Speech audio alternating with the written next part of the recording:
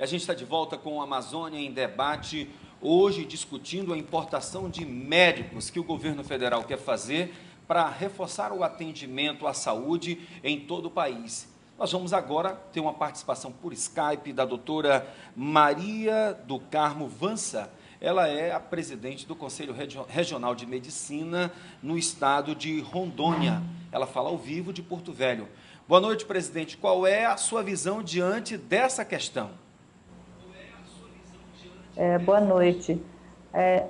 A visão nossa, eu acho que de todos os médicos brasileiros é a mesma, que a presidente do Brasil, ela tenta desviar a atenção do povo brasileiro e dos problemas da saúde que não foram resolvidos por esse governo até então, dizendo que culpando os médicos, a falta de médicos para resolver a situação de saúde, quando na realidade não foi feito investimento na área de saúde, não há condições de trabalho dos médicos nas unidades do interior e não vai ser a presença de médicos chamados importados, sem nenhuma qualificação para atendimento da nossa população, que vai resolver o problema. Pois bem, nós estamos aqui com a participação do Dr. Jefferson Gesine, que é o presidente do Conselho Regional de Medicina aqui no Amazonas. Ele queria fazer uma participação com ela. Dr. Gesine, pode conversar com a sua colega, presidente do Conselho Regional lá em Rondônia. Muito bem, inicialmente saudar a nossa colega, a doutora Maria do Carmo, que está fazendo um trabalho excelente lá em Rondônia, e perguntar para a doutora Maria do Carmo se o interior de Rondônia, os municípios, eles oferecem uma condição para que o médico com especialidade tenha condições de prestar um atendimento bom nesse interior. E também saber se só esse médico seria capaz de dirigir, de evoluir numa política de saúde no interior. Se há também a necessidade de outros profissionais para montar essa equipe. Não, os nossos municípios do interior se encontram na mesma situação, ou talvez até pior do que todos os municípios do interior do país, e principalmente da região norte e com certeza da nordeste, que são os estados mais pobres. Os municípios encontram-se com unidades sucateadas, sem medicamentos, sem nenhum material, sem nenhuma condições de diagnóstico, de laboratório, de raio-x, de coisas simples, não estou nem falando de coisas complicadas. As unidades ditas pronto atendimento, de porta, não têm a mínima condição de atendimento das urgências. Hoje ainda estava conversando com uma médica formada há pouco tempo, que vem do interior, deixou o seu posto de trabalho lá, porque fazia plantão em posto de atendimento 24 horas e não tinha mínimo atendimento, mínima condição de atendimento de pacientes em urgência. E nem como transportar ou acompanhar esses pacientes. Ela era a única médica, não tinha apoio de outros profissionais de saúde, de laboratório e nem condições técnicas para atendimento. Eu queria agradecer a participação da doutora Maria do Carmo Vança, ela que é presidente do Conselho Regional de Medicina no estado de Rondônia. E o doutor Gesine está me dizendo aqui que ela é de Santa Catarina, lá do balneário Camboriú. É isso, doutora? Não, eu tenho um filho que morou lá, mas estudou inclusive lá em Santa Catarina, mas eu sou do interior de São Paulo. Mas estou em Rondônia há mais de 30 anos, sou rondoniense de coração. Então, doutor Gesine, olha, doutora Maria do Carmo, a fonte foi o doutor Gesine, viu? Então, vou Sabia colocar que era na uma conta passagem dele. familiar, Vou uma colocar, passagem familiar. vou botar na conta muito. dele esse equívoco. Mas, de qualquer forma, muito obrigado pela sua participação. É uma paulista que adotou a Amazônia e hoje já se considera alguém filho de Rondônia. Obrigado mais uma vez e boa noite. Pois não, doutor Gesine, eu queria fazer uma complementação ainda do primeiro bloco, não é isso? Falar sobre o Conselho Regional de Medicina tem o diagnóstico da atenção da saúde no estado do Amazonas. Nós visitamos 40 municípios. 40 municípios. Em todos eles, nós catalogamos, vimos quais são as inconformidades. No Festival do Boi em Parintins, nós fizemos uma diligência com outros conselhos de medicina, de enfermagem, odontologia, farmácia e o conselho de medicina também. Olha, vou dizer uma coisa para vocês. O governador, esse dia, foi na imprensa e disse que todo dia morre uma Santa Maria no estado do Amazonas.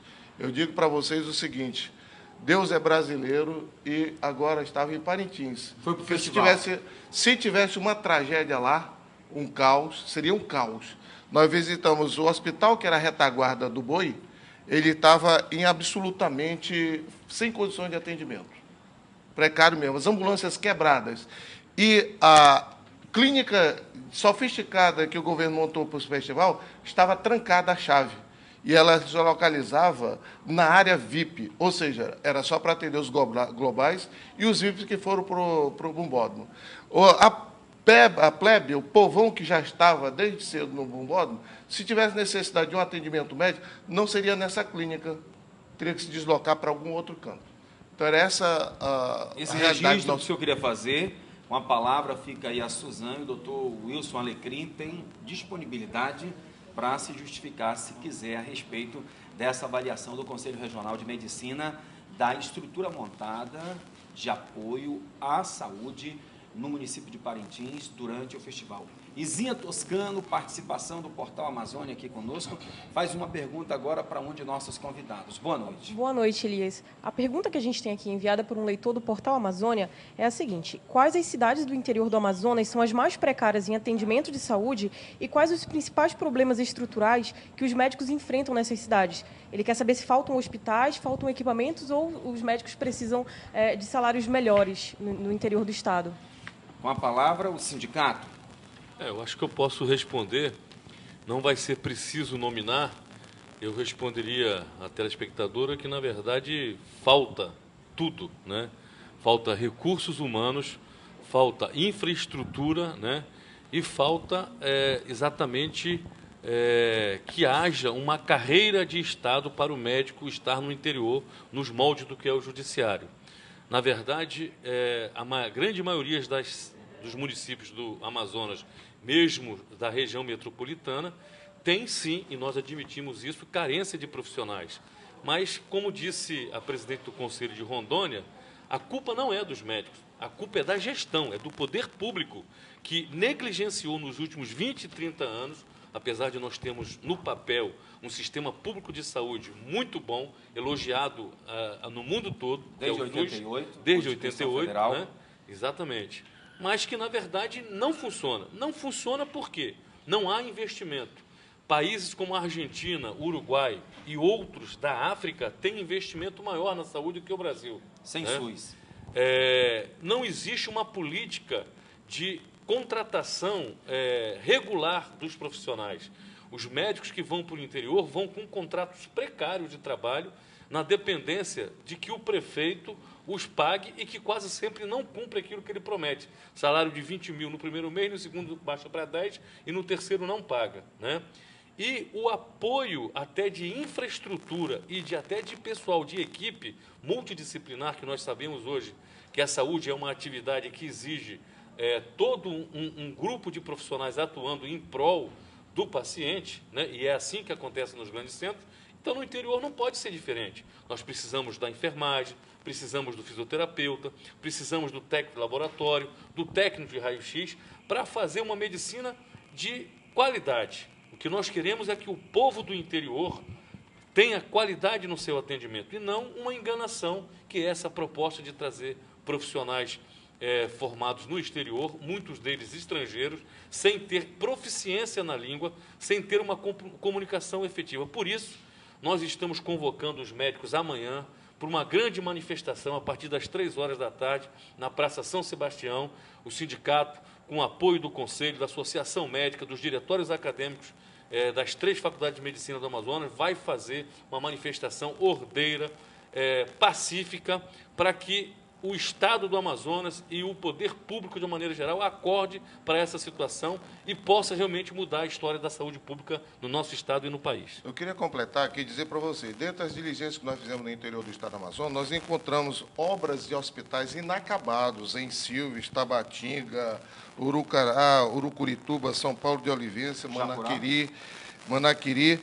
E no município de Anamã, o hospital está debaixo d'água. Então, a falta de planejamento, a falta de uma estratégia para alocar o hospital, fez com que o hospital estivesse debaixo d'água.